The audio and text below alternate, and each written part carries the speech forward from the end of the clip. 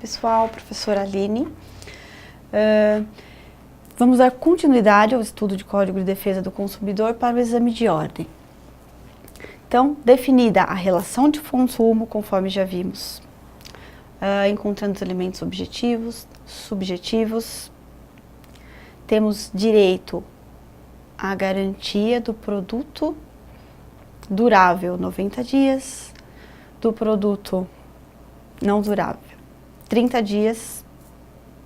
Temos ainda as garantias estendidas, que mediante alguma condição do fornecedor podemos ter mais tempo. Gostaria de dizer para vocês também que pode ser convencionado uma redução ou um aumento da garantia, mas há previsão que, no caso de uma convenção, para que seja menor, o mínimo será 7 dias, não poderemos ter prazo inferior a 7 dias, e com relação ao máximo será 180, com relação ainda a um outro prazo previsto no Código de Defesa do Consumidor para exercermos um direito. Temos o direito de arrependimento. De onde vem o direito de arrependimento? Aquisição de um produto ou serviço desde que não esteja dentro do estabelecimento comercial. Produtos adquiridos por telefone, pela internet, você estava na sua casa vendo TV, foi oferecido um determinado produto, apareceu um número, você ligou e comprou.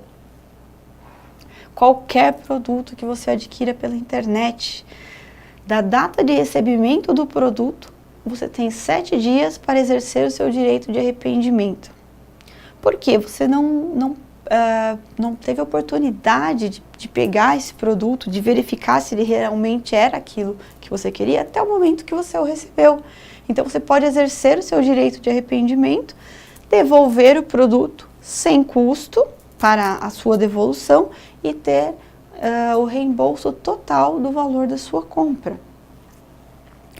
Decadência e prescrição. O direito de reclamar pelos vícios aparentes ou de fácil constatação caduca em 30 dias, produtos não duráveis, 90 produtos duráveis. Contagem a partir da entrega efetiva do produto. Quando? Quando o vício for aparente. Em caso de vício oculto, lembram-se, será a partir da constatação. Tratando-se de vício oculto, quando evidenciar-se, prescreve em 5 anos o direito do consumidor pelos danos de reclamar, pelos danos causados por fato do produto ou do serviço. Pessoal, inicialmente fizemos um parâmetro, para diferenciar o vício do Código de Defesa do Consumidor do vício redibitório do Código Civil.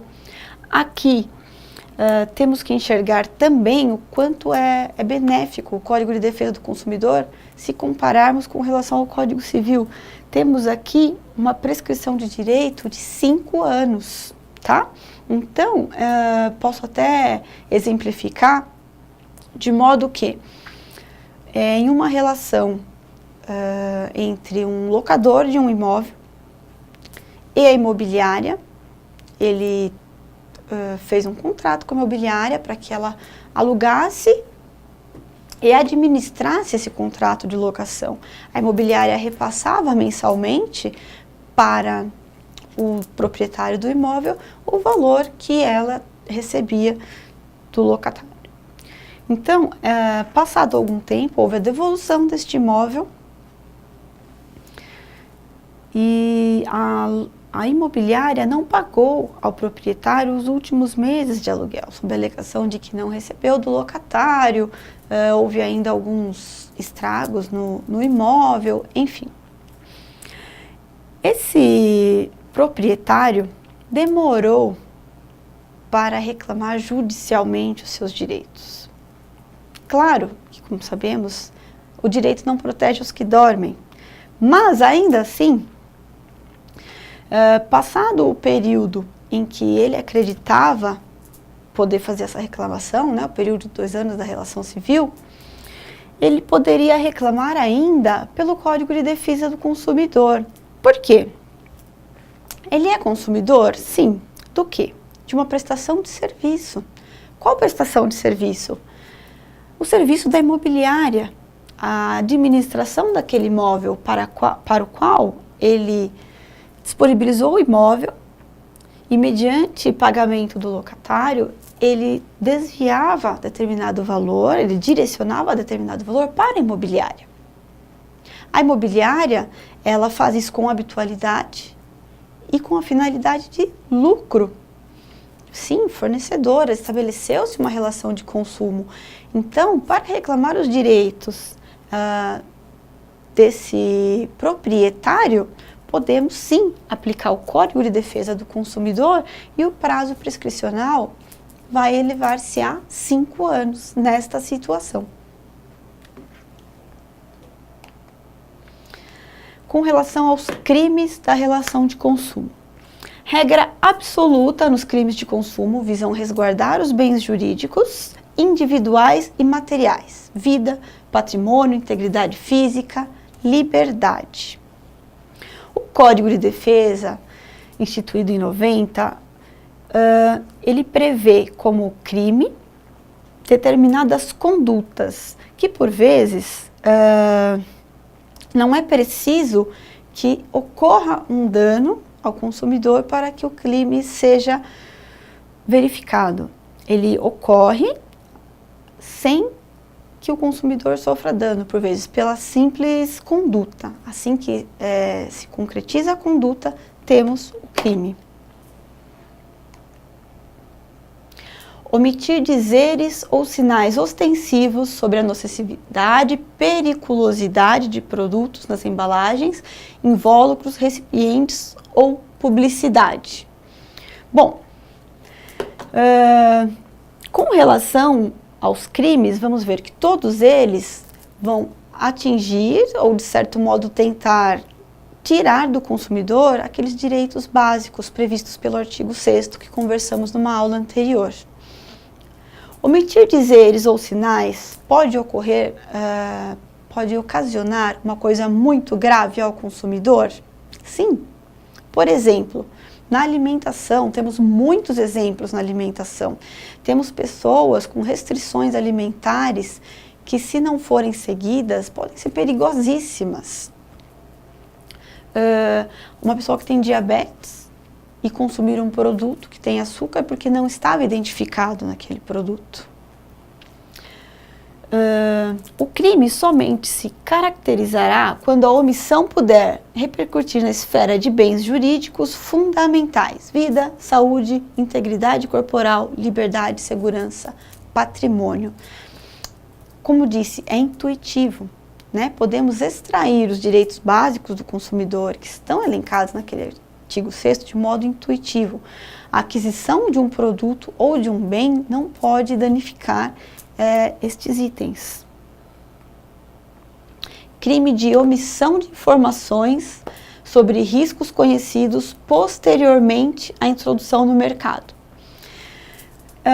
Isso de modo até popular, né, conhecido como recall. Temos infinitos exemplos de recall.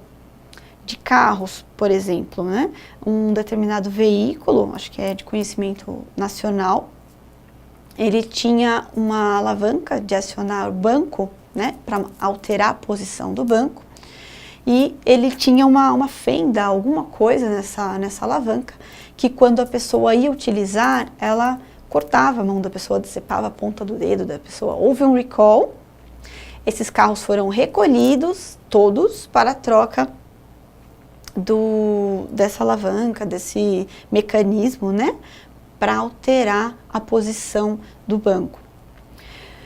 Se a empresa tem conhecimento disso, é óbvio que ela colocou esse produto no mercado e não esperava uma situação dessas. Mas quando ela teve conhecimento de um produto, de outro, quando verificou-se uma incidência grande, todos os modelos desse veículo foram recolhidos para que fosse verificada e trocado esse mecanismo. Se a empresa tem conhecimento que algo que ela colocou no mercado está causando um dano e não o recolhe, ela incorre neste crime, o crime de omissão de informações. Já aconteceu também com a empresa de farmacêuticos. Ocorreu com a Medley, ela indeniza pessoas até hoje por causa disso. Por quê? Houve um teste de embalagem, então foram colocados comprimidos que não tinham o composto farmacêutico dentro dessas embalagens. Por algum erro, não se sabe de quem, essas cápsulas, que eram um teste de embalagem, foram para o mercado, não continham o fármaco, a composição. Então as pessoas não tiveram o efeito esperado daquele remédio, porque não tinha o remédio ali. E muitas mulheres que faziam planejamento familiar, que não estavam preparados para naquele momento, né, ter filhos, engravidaram, e a Medley, ela foi responsabilizada por indenizar essas pessoas, inclusive por contribuir com valores que deveriam, né, ter sido aplicados no estudo dessas crianças que nasceram em função de tomarem algo pensando que era um medicamento e não era. E a Medley também teve que recolher do mercado quando tomou conhecimento de várias ocorrências.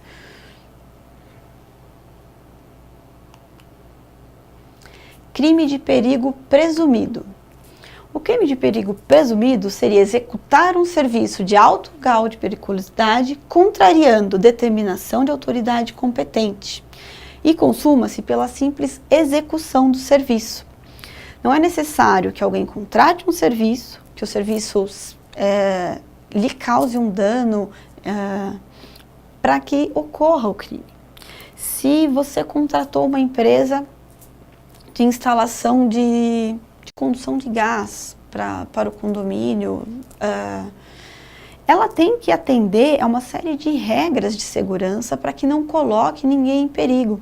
Não é necessário que ocorra uma explosão para que ela seja criminalizada. O simples fato, talvez, dela realizar esse serviço, que tem uma previsão legal para evacuar a área até certa metragem, para utilizar-se de determinados equipamentos, o simples fato dela realizar o serviço sem utilizar esses equipamentos, realizar esse serviço com pessoas transitando na área, já qualifica o crime.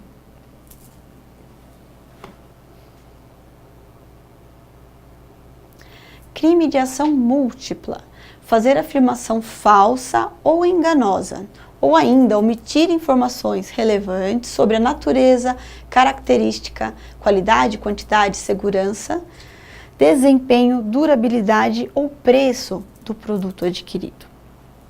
Tem-se aí o princípio da solidariedade na persecução da responsabilidade criminal dos infratores. Por que nós vamos falar de solidariedade? Porque essas condutas, elas podem ser concretizadas pelo fornecedor, pelo produtor, pelo comerciante, né?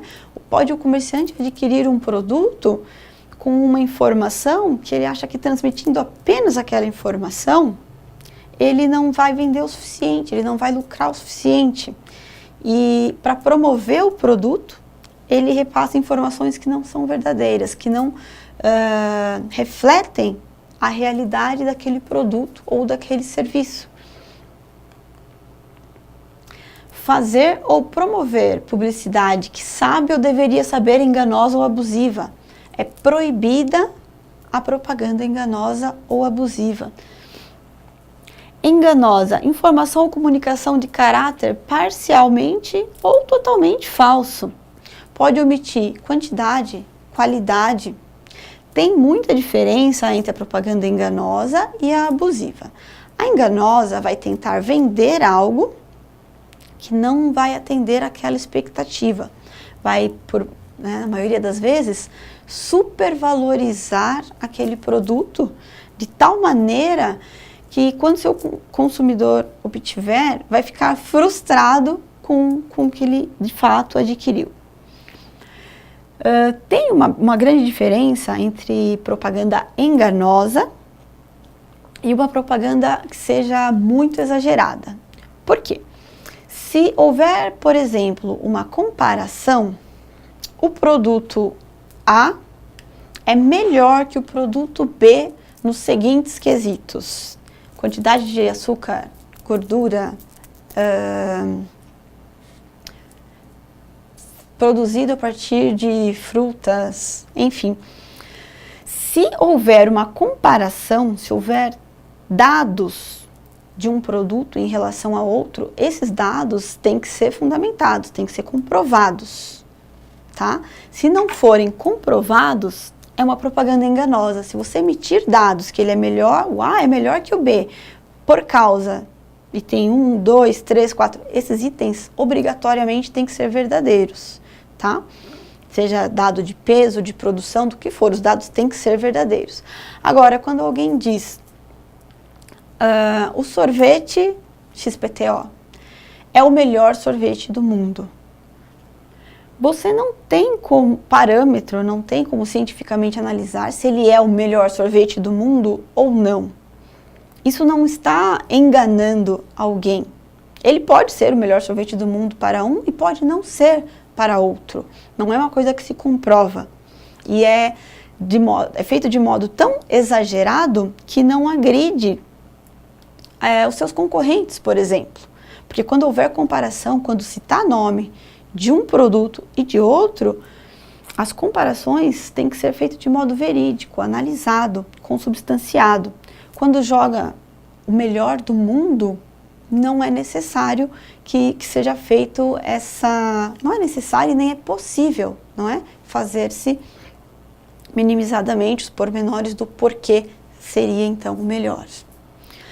A abusiva, dentre outras, a publicidade discriminatória, incita a violência, explora medo, superstição, se aproveita da deficiência, julgamento e experiência da criança, desrespeita valores ambientais, que seja capaz de induzir o consumidor a se portar de forma prejudicial.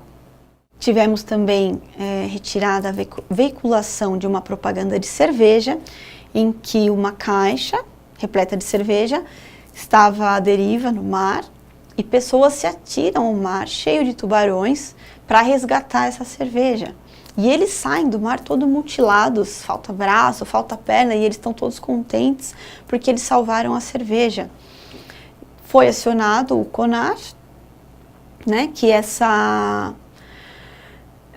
muitas pessoas que já sofreram acidentes, perderam membros ou perderam entes queridos, né, pessoas da família com acidentes com tubarões, se sentiram ofendidos por essa propaganda.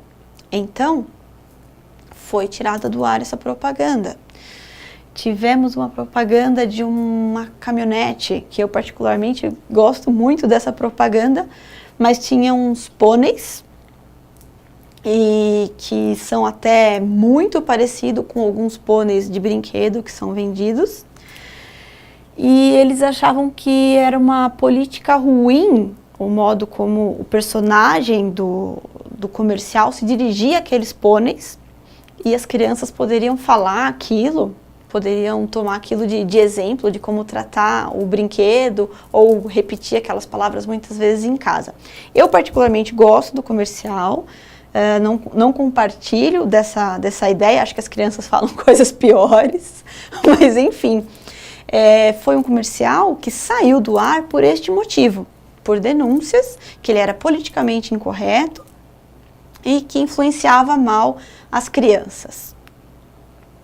Então, com relação à publicidade, que poderia também, com relação à idade, né, superstição, um medicamento milagroso.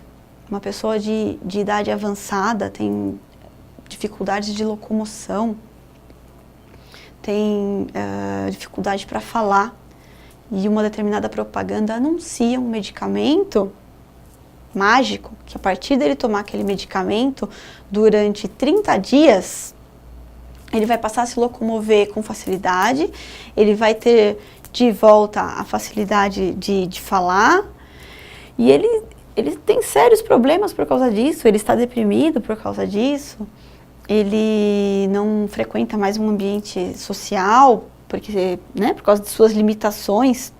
Ele precisa tomar aquele produto durante 30 dias para não ter mais esses problemas.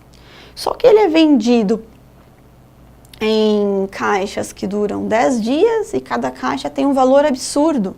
E por vezes a pessoa sem condições financeiras, ela vai fazer de tudo para ter acesso a esse medicamento, vai emprestar dinheiro, vai vender uma coisa que ele julgue menos importante para ele naquele momento do que poder, quem sabe, eliminar a sua limitação, e não vai ter aquele resultado. E aí no comercial mostra uma pessoa muito debilitada, que toma aquele medicamento e depois sai correndo. Então, por mais absurdo que isso pareça para nós, para quem se vê numa situação daquela, talvez seja a luz no fim do túnel, e ela vai se submeter ao que for preciso para adquirir aquele medicamento. Então isso é extremamente abusivo.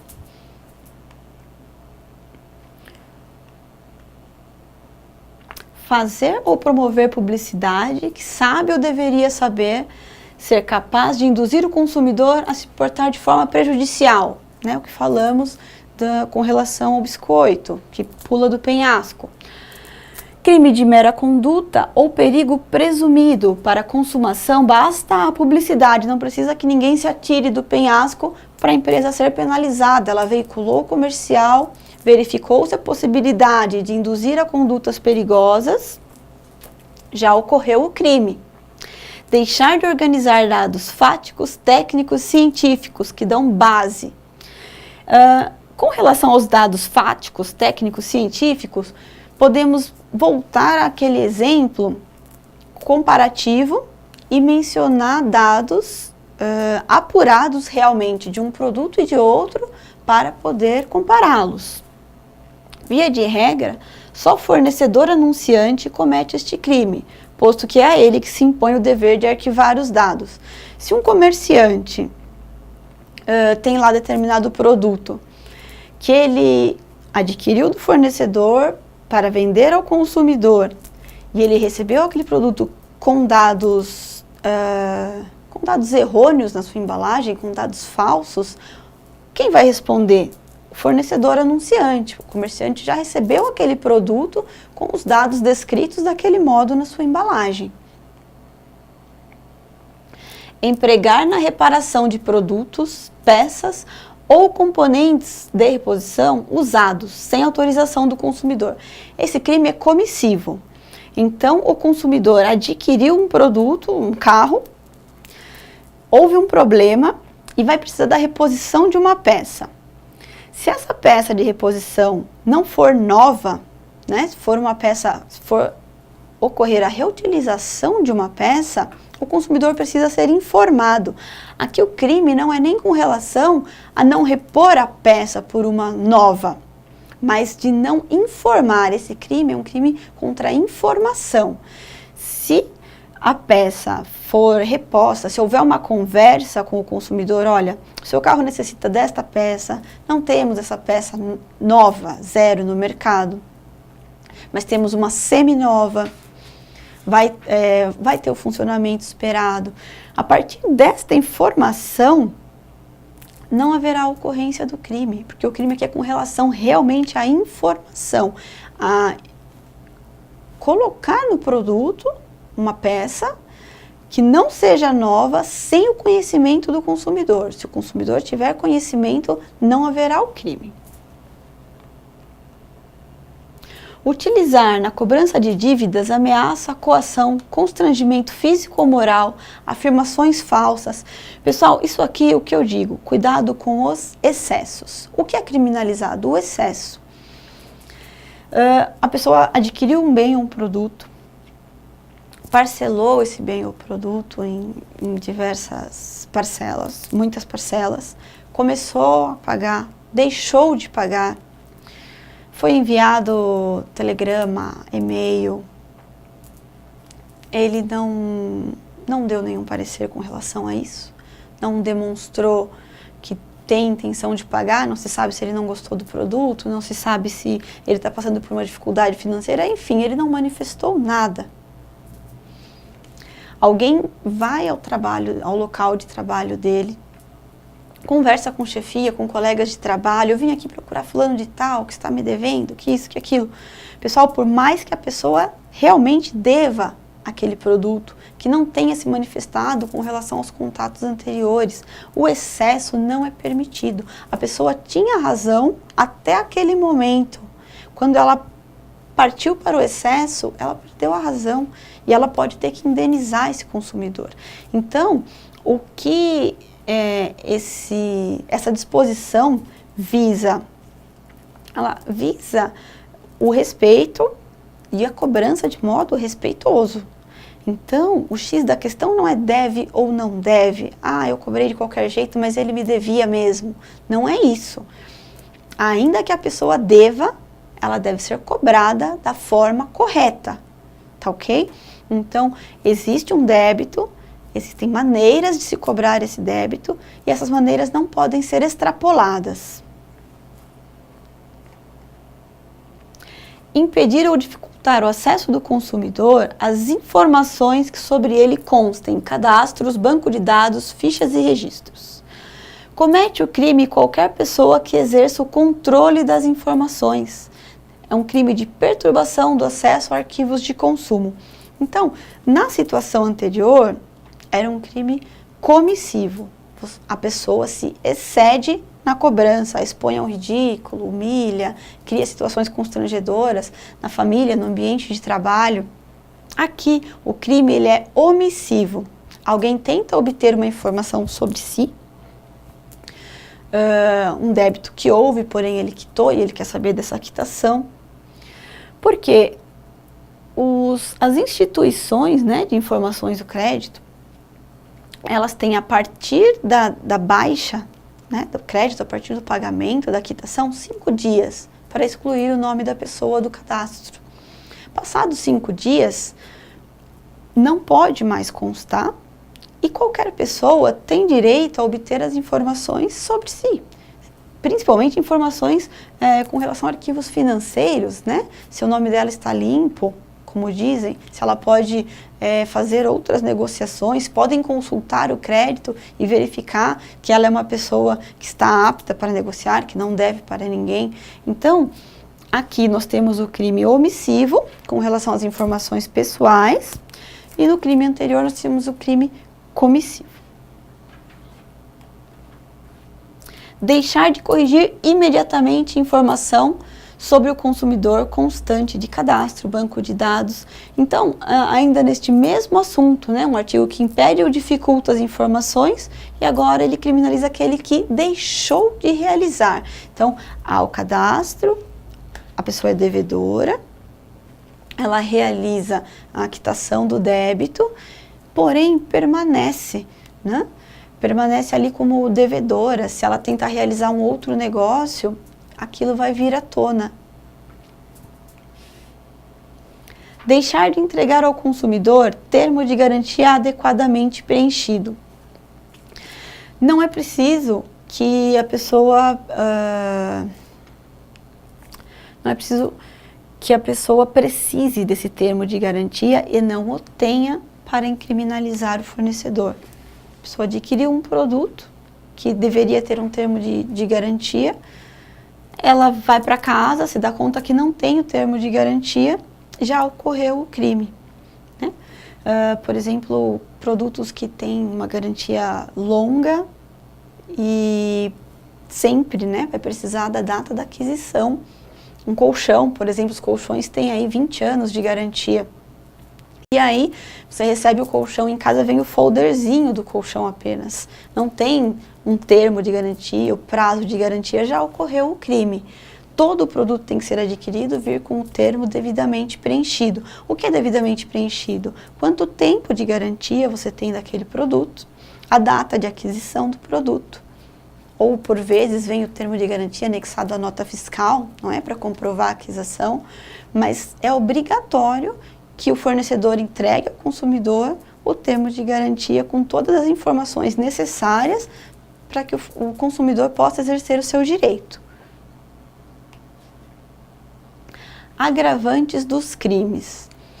Então, dentro de todos esses crimes que vimos, podem ocorrer situações que agravem, que os tornem piores, né?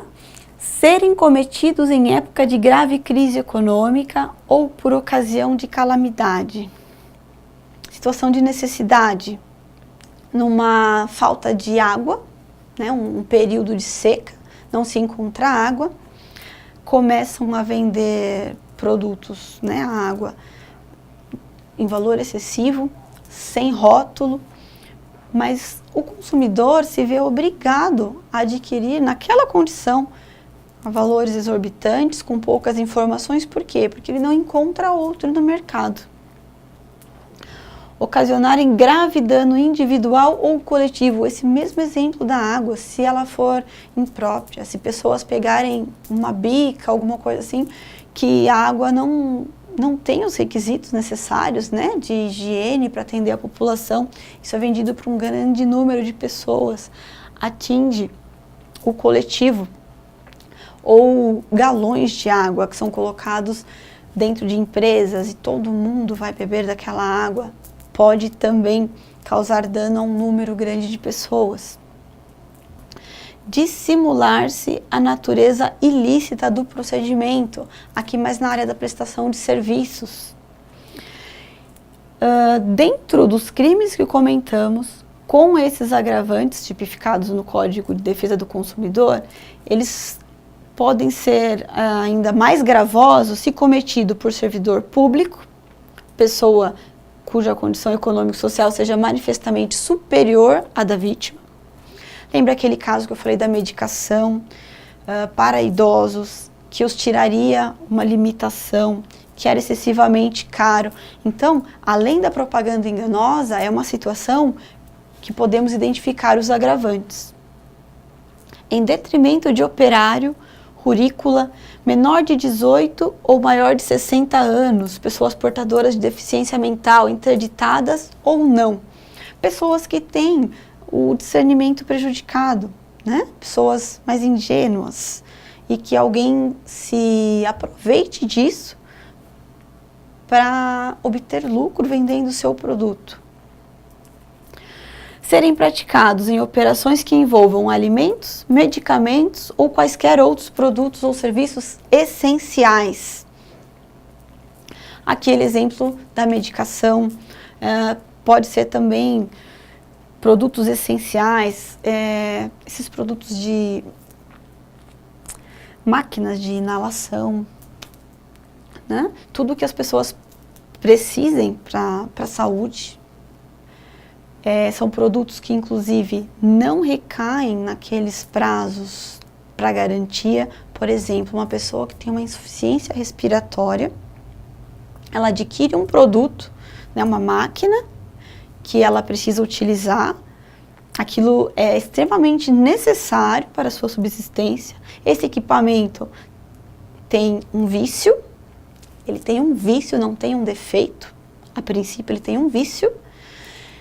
Você vai imediatamente ao fornecedor e solicita a troca desse produto e ele te pede os 30 dias. Pessoal, não vai haver, é de extrema necessidade para a subsistência. A troca é imediata, tá ok?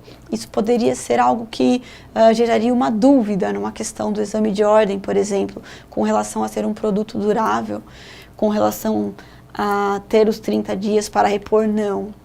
Se tratando de um equipamento que a pessoa precisa para respirar, a troca é imediata, porque ele é extremamente necessário, tá ok?